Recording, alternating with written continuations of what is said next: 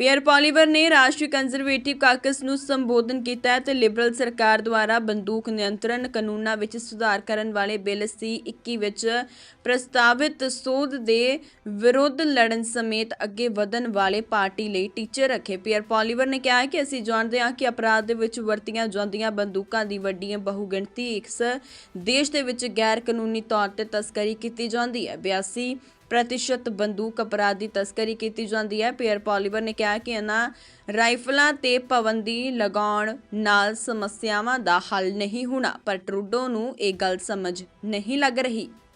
Those people are more numerous than ever before.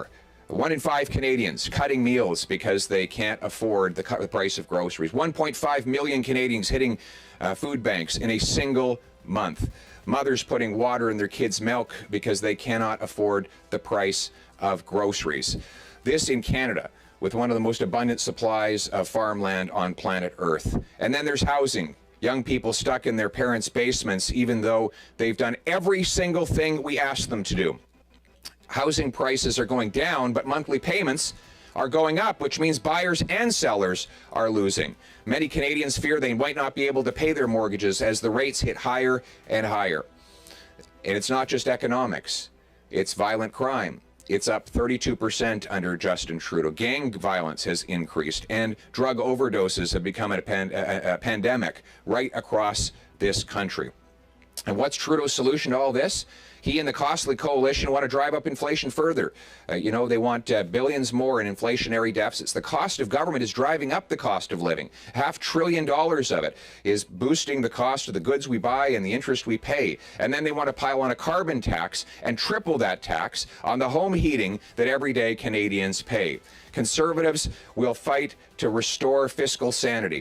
We will put legal limits on spending to bring down inflation. We will axe the carbon tax so that Canadians can keep the heat on. Take the tax off, keep the heat on.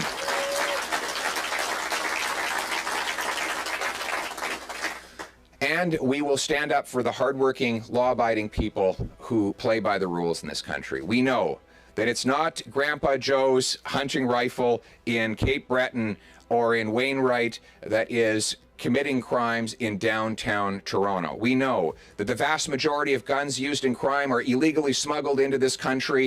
82% of gun crime is smuggled guns. None of that is going to be solved by banning these hunting rifles. Not a single solitary criminal is going to turn in their gun. So instead of putting time, money, and resources into attacking Indigenous people, hunters, and farmers, Conservatives will protect those people's rights and go after the real criminals to keep Canadians safe.